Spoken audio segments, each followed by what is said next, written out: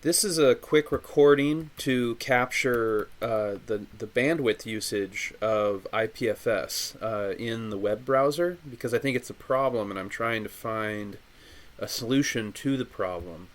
So here is this chat.fullstack.cache web app that I'm running right now in the web browser. This is running an IPFS node, and it's currently consuming between 300 and 400 kilobits per second, which is unacceptably high, and I can't find a way to limit the bandwidth of an IPFS node in the web browser, and this appears to be an unsolved problem. So the reason I'm putting this together is to capture, the problem itself, show the research that I've done in an attempt to see if I can find a better solution to this problem, or if this is really just something we have to wait for the IPFS team to fix. This is such a bad user experience problem that it's basically going to force me to fall back to conventional client-server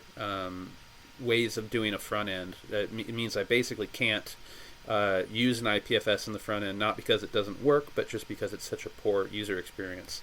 So here's what I see going on. As we can see just roughly, it's using around 400 kilobits per second here in my monitor.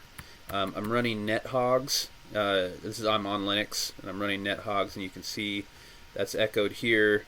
Firefox is consuming around 200 kilobits per second, or kilobytes per second. And if I close this app, it will go away. So it is definitely this IPFS node that is causing this bandwidth. Just at idle, it's not really doing any file transfer. It's just sitting here, and what I see is these the bandwidth seems to be coming from these calls to IPFS.io, and it's these files here that it's trying to load. Let me see if I can. Or actually, I might have had no. I'm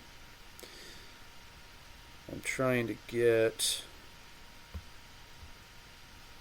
the actual data, the get call, so that I can display it in the browser so you can see what it's downloading.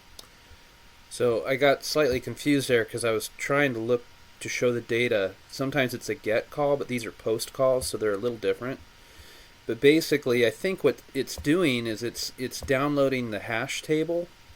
If I look at some of these that came in, they're full of these hashes that start with the letter B. And some of them are small and some of them are really large. But that is, as near as I can tell, that seems to be the source of this bandwidth. Like, this is just sitting here idle. It's not really doing anything. And the bandwidth is coming from the IPFS network. So presumably this is a node talking to other nodes or just discovering other nodes. I did some digging, and I found this GitHub issue about implementing bandwidth limiting. And this was really discouraging because it's an old thread, and the conclusion seems to be that bandwidth is a problem, and there's no good solution to it. At least in the browser, there's a few recommendations on how to control your bandwidth at the operating system level when you're on a server side type application, but there's nothing for this problem on the front end. And there's also this thread in the IPFS discussion board, which they sort of link to one another, that GitHub thread and this discussion board thread. But that seems to be the conclusion that I've seen, is that there's really no solution to this problem in terms of running an IPFS node in the browser.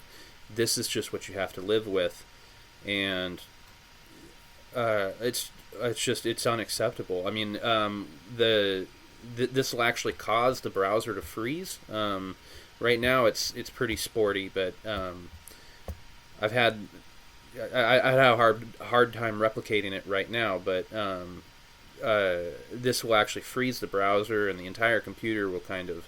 And this is a top-end computer with a totally normal DSL type, middle class neighborhood connection. Be it different if we were all on fiber, then this kind of bandwidth wouldn't matter. But this is basically would if you were doing a Zoom conference or anything that involved streaming audio or video, this would basically bring this to a screeching halt. So with that, I'm hoping to put this video out there so that I can be educated, so that people can show me what I'm doing wrong, or provide me with options to make this user experience suck less. That's really what I want. I really don't want to go back to a client-server, front-end, back-end type model. I'd like to get out of that and run these apps directly on IPFS. But if these are the requirements in terms of bandwidth, if there's no solution to this idle bandwidth problem, then that means the application has to be so compelling that a person would be willing to put up with that bandwidth cost in order to use the app, and so that drastically limits the amount of apps I can use a front end for. Otherwise, I have to fall back to the client server model, which is much sportier, and has that good user experience that people are used to these days. So please, let's collectively come together and try and find a problem or a solution to this problem. Cheers.